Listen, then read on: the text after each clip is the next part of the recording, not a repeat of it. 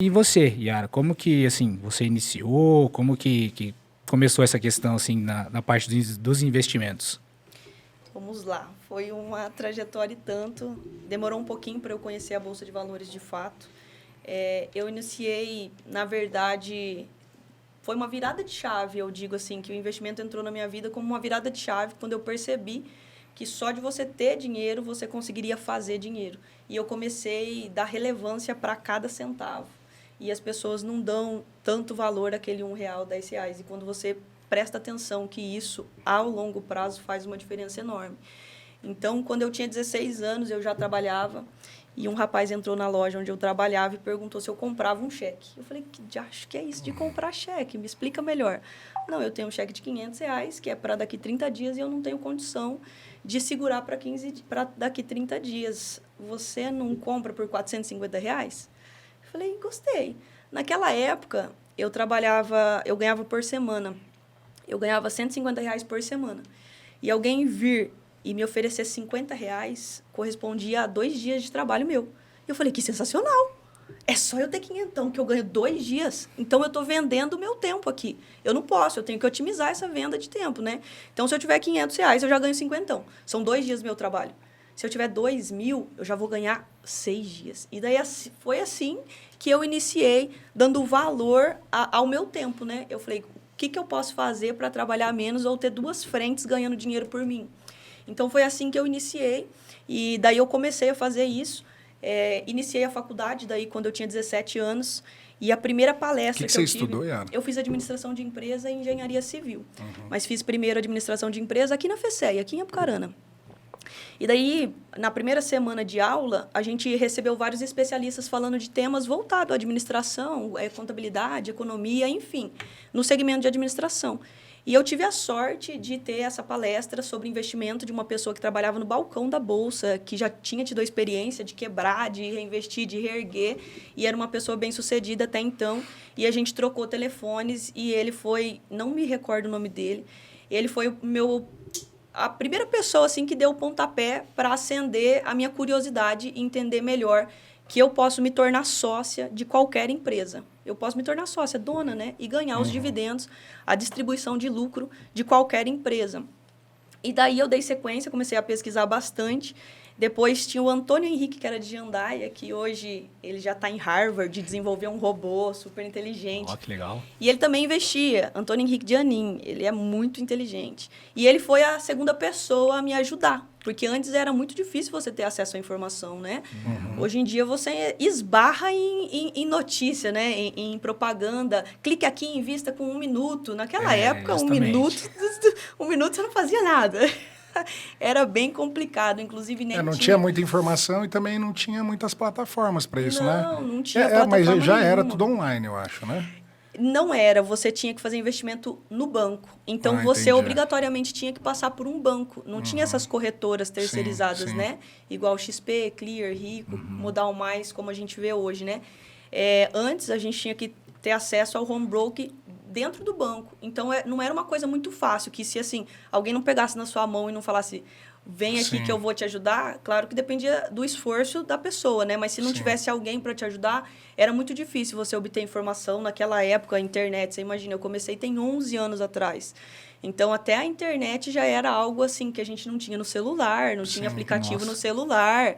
E eu acho 11, também cara. você fazer sempre através de alguém, principalmente quando você não tem o recurso de fazer você mesmo, você acaba caindo em coisas mais favoráveis para aquele teu gerente, né? Então, com certeza devia ter gerente na boa fé, assim, que queria realmente mostrar coisas boas, mas acho que com certeza tinha muito cara que jogava porque era mais rentável para ele, né? Exatamente. Hoje em dia, se você perguntar para o seu gerente de banco o que é mais rentável, ele vai ver o que é mais rentável para ele. Com Qual certeza. meta dele que você investindo vai ajudar ele a Naquela bater, época, acho que ainda era até mais, né? Porque Não, com não tinha certeza. muito conhecimento, as pessoas não tinham. Não era... O hábito... não era descentralizar. Hoje tem várias Justamente. ferramentas. E né? o hábito era o quê? Deixar o dinheiro na poupança. O hábito era deixar dinheiro na poupança, mas a poupança não era ruim. Sim. É que a gente vinha de uma Selic muito alta. Então, a gente já teve Selic aí a 14% ao ano. Sim. A gente tem uma regra aqui no Brasil que quando a Selic está acima de 8,5%, paga cheio, a poupança paga cheio. Quando ela está abaixo de 8,5%, a poupança só paga 70%. Então, hoje em dia, que a nossa Selic aí está 4%, é só 70% dos 4%. E só o ano. Então, é muito Fora ruim a inflação, hoje em né? dia, né? A inflação vai comer o seu poder de compra, né? Então, é que agora a gente teve 2 reuniões do Copom que subiu a nossa Selic, né? Mas a nossa Selic chegou a 2,5%. Então, se você pegar 2,5% vezes 70%, e isso anual, a pessoa ganhava aí 1 ponto alguma coisa ano. Então, se você dividisse isso por 12, a pessoa ganha 0,12 ano. Sim. Ou seja, é bem pouco atrativo. Então, isso é muito bom para o país, porque estimula pessoas a caçarem o que fazer, né? Aqui não tá bom, não. Vai empreender, vai procurar o que fazer, meu querido. E, inclusive, com a Selic baixa, estimula você tomar crédito, né? Então, aquela pessoa que tem uma ideia, que quer tirar do papel, a Selic estando baixa é muito bom. Então, para país que está em desenvolvimento, a Selic estando baixa é maravilhoso. O único problema é que, quanto mais dinheiro circulante, a inflação vai subindo. Então, a gente viu uma impressão de dinheiro muito grande, junto com um dinheiro facilitado, né? A gente teve várias linhas de crédito no ano passado do governo, então tem muito dinheiro circulante, então a inflação começa a subir, né? Sim. Mas isso muito por conta da pandemia, né? Acho que por conta da pandemia que diminuiu. Assim, na pandemia eu tinha visto que não sei se foi recorde, mas 15% a 20% do dólar foi impresso durante a pandemia, um negócio meio absurdo, né?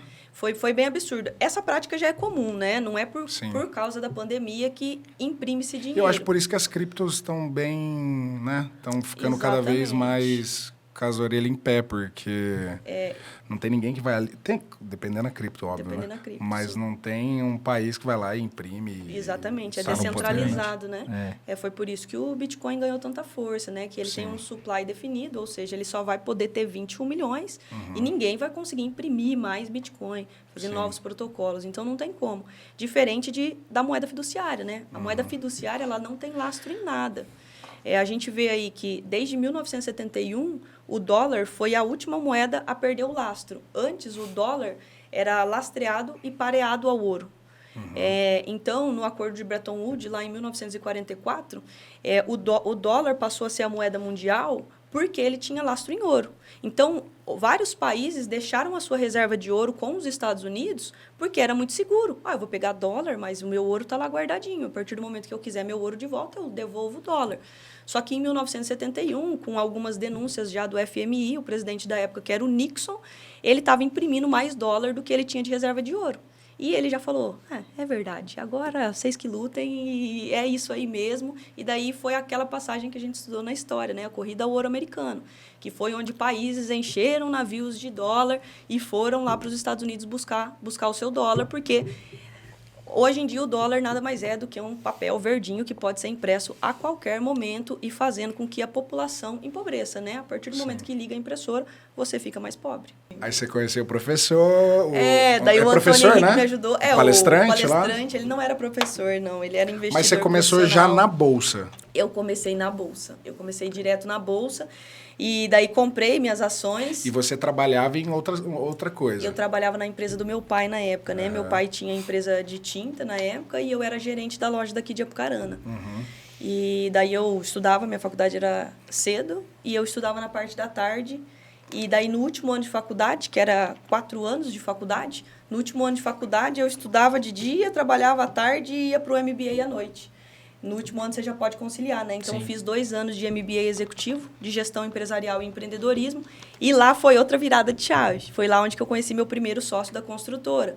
Naquela época, eu tinha já 80 mil guardado das minhas peripécias e dos investimentos de Bolsa de Valores.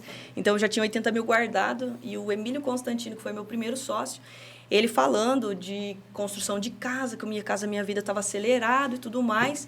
E eu falei, eu tenho dinheiro parado assim, né? Mas ele falava que dava 100% de lucro. Eu falei, quero ver, né? 100% de lucro vai dar muito mais do que eu estou ganhando. Emílio, você topa construir lá comigo? Mas é em Jandaia, outro lugar eu não construo. E ele era de Maringá. E ele falou, bora, só você achar o terreno que a gente constrói. No outro dia eu comprei o terreno, eu peguei os 80 mil, comprei o terreno. Falei, comprei, agora você vem. Aí a gente construiu junto, ele tinha todo o know-how, e eu tinha toda a paciência de roubar tudo que ele sabia. Então, As primeiras casas que a gente fez, a gente construiu 2, vendemos. A primeira casa eu gastei, dos meus 80 mil, eu só gastei 65 mil e vendi a minha primeira casa por 125 mil. Ou seja, eu saí, blum, já deu aquele tombo no meu patrimônio. E daí, com a venda dessas 2 primeiras, a gente construiu mais 3. Então, eu construí 5 casas de sócio com o Emílio, só que eu ia na cola dele. Se ele andasse, eu falava, o Emílio andou aqui para testar se o terreno estava torto. Eu anotava, eu tinha uma caderneta, comprou areia de não sei o que lá, era tanto, ele brigou, saiu por tanto, para até ter as mesmas argumentos que ele fazia o cara fazer desconto. Então, eu fui na cola dele, terminando as 5 casas, eu falei, Emílio, muito obrigada por tudo, tchau. Um abraço pro Emílio aí. Emílio, se você estiver vendo, muito obrigada, tá? Muito obrigada. E daí eu comecei a construtora. Então, tem 11 anos que eu sou investidora e 9 anos que eu tenho a construtora, Delta Empreendimentos. Aí você ficou só na construtora? Exatamente. Daí eu fiquei só na construtora e sempre investindo, né? Então, o dinheiro que eu ganhava na construtora, eu já tinha certo o valor que eu iria investir.